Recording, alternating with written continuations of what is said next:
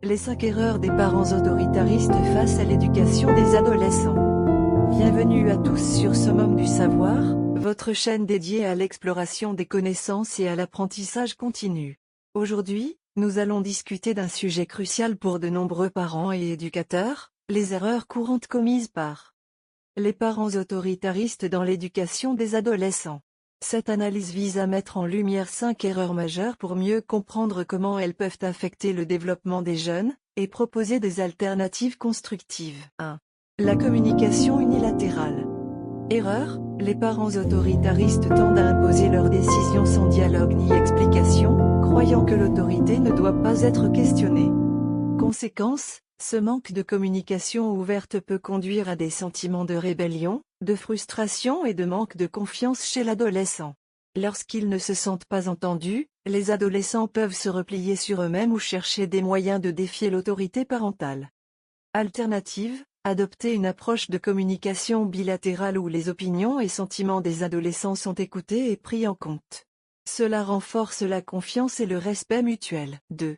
Les punitions excessives. Erreur, utiliser des punitions sévères pour corriger les comportements plutôt que de chercher à comprendre les causes sous-jacentes des actions de l'adolescent. Conséquence, les punitions excessives peuvent engendrer du ressentiment, de la peur et une faible estime de soi chez l'adolescent. Elles peuvent également inciter à la dissimulation et au mensonge pour éviter les conséquences.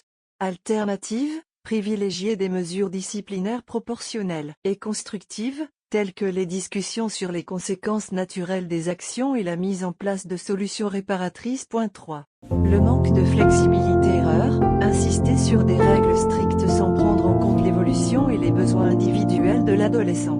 Conséquence, un manque de flexibilité peut étouffer le développement de l'autonomie et de la prise de décision.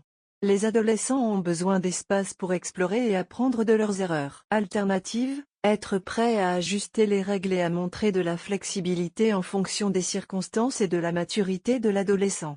Cela aide à développer un sens de la responsabilité et de la confiance en soi. 4. L'ignorance des besoins émotionnels. Erreur, négliger ou sous-estimer les besoins émotionnels et psychologiques des adolescents, en se concentrant uniquement sur les résultats académiques ou les comportements extérieurs. Conséquence, ignorer les besoins émotionnels peut conduire à des problèmes de santé mentale, tels que l'anxiété, la dépression et un sentiment d'isolement.